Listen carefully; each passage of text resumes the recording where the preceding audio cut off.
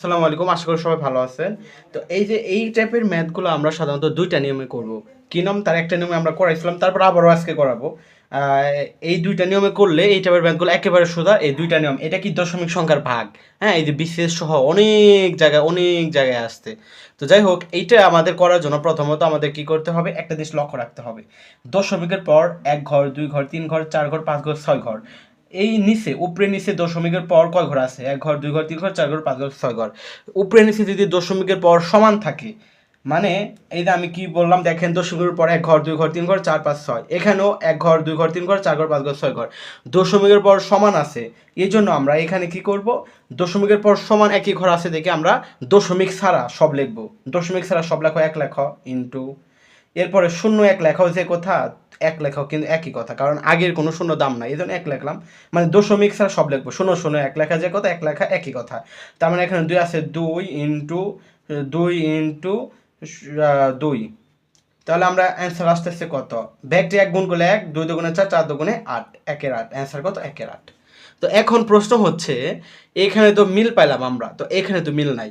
এখানে দেখেন ১, ২, ৩, দশমিকের পর ৩ ঘর আছে। ১, ২, ৩, ৪, দশমিকের পর ৪ ঘর আছে। তো এই ম্যাথটা আমরা কিভাবে করব? এই ম্যাথটা করার জন্য আমাদের পরীক্ষায় কিন্তু দুইটা টাইপে আসে।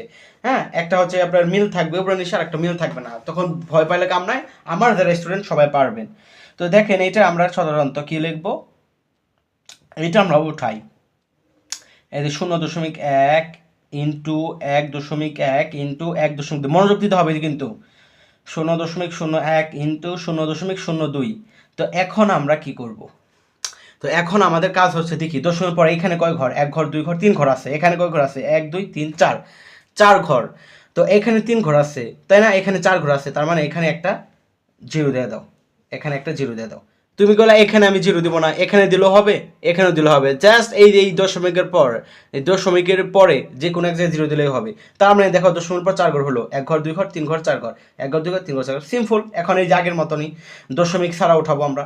দশমিক ছাড়া উঠাই, দশমিক ছাড়া ১ আছে ইন্টু ১১ ইন্টু, এখানে আছে ১২০, ১, ২, ০। দশমিক ছাড়া আগের তো কোনো শূন্য দাম নাই, ১ ইন্টু দশমিক ছাড়া ২। এখন আমাদের কি করতে হবে?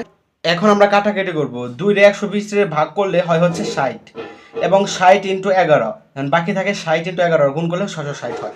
৬০ ইন্টু ১১, ৬৬০। তার মানে এটাই অ্যান্সার।